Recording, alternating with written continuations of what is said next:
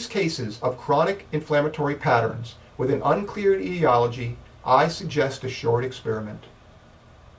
The patient is both in charge of conducting the experiment and is a subject. The approach is simple. It is a question. Is a food or ingredient responsible for the problem? If the answer is yes, then the task is in finding the culprit. If there is no identifiable element, then this intervention is for naught. I am an acupuncturist. I practice traditional Chinese medicine, and in Chinese medicine, the single most common initiator of chronic inflammatory patterns in the body was identified as foods that originate from dairy. Dairy foods are common in the Western world. We built our diet around them. Dairy is not always the reason why my patient is suffering, but it shows up very commonly. Dairy, like other rich foods, it was alleged in Chinese medicine, causes phlegm. The intervention is simple. I have the patient forego the consumption of all dairy-based foods for a few weeks. This includes milk, cheese, yogurt, ice cream, butter, and the like. For our purposes, eggs would not be dairy, as we are only concerned with foods that contain milk and milk products. For the vast majority of patients, 2 weeks is all that's required. Within 2 weeks, the patient may notice an improvement in their condition.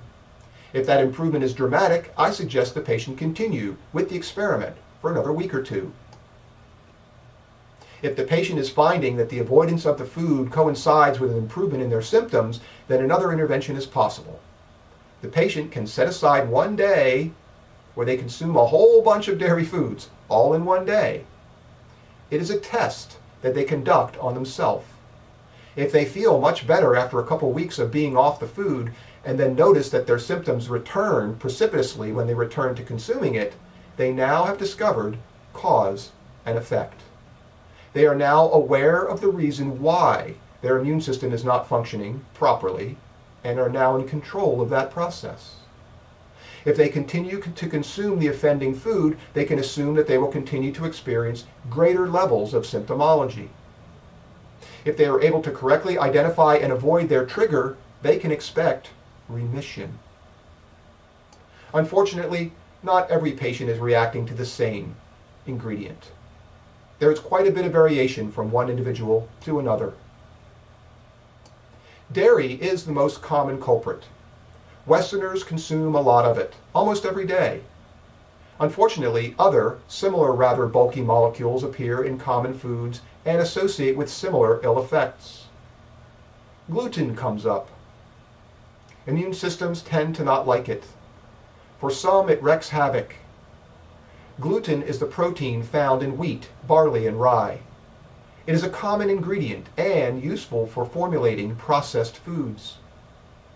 Similar to casein, it is a sticky protein that is large and complicated and well suited for upsetting our own human immune system. For a subset of patients, it is gluten that is initiating their chronic symptoms and must be avoided for them to achieve remission.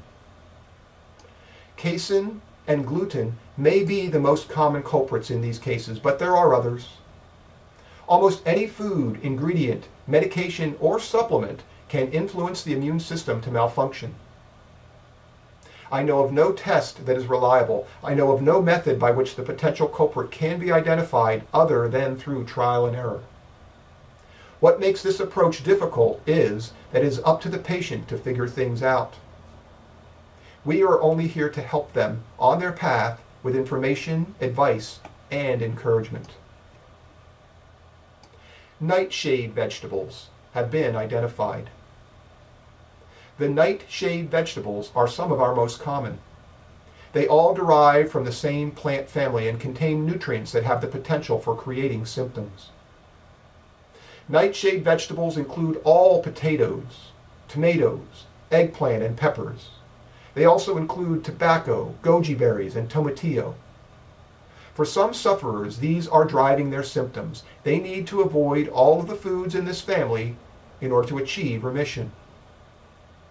Other potential culprits include wheat, corn, meat, soy, eggs, nuts of various types, additives like sugar, colorings, flavorings, or preservatives, or wine or beer.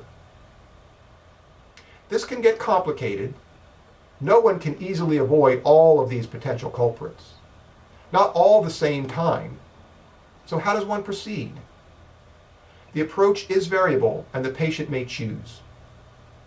For symptoms that come and go, mysteriously, over time, we may assume that the potential for a different set of circumstances than those symptoms that persist chronically day in and day out.